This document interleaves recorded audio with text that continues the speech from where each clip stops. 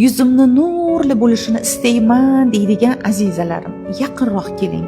O'zim juda ham ko'p marta foydalangan bitta amaliy praktikam bilan bo'lanaman. Bilasiz, biz har qanday ilohiy kuchni, sog'likni, quvvatni, ilmni, hamma narsani Allohimning go'zal 99 ismi sifati bilan to'g'ri so'raganimizda ular biz bilan bo'ladi. Keling, men sizga ajoyib bir praktikani beraman.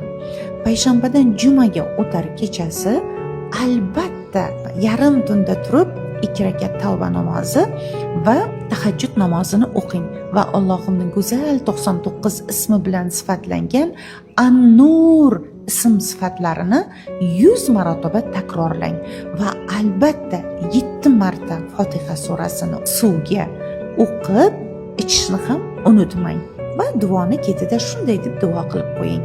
Allohim qalbimga kenglik bergin, yuzimga, ko'zimga nur ato etgin, ishlarimda oson qilgin deb so'rab qo'yishni ham unutmang. Agar sizga ushbu duolarimiz manfaatli bo'lgan bo'lsa, albatta izohlarda yozib keting va o'z yaqinlaringizga ham ulashib qo'ying.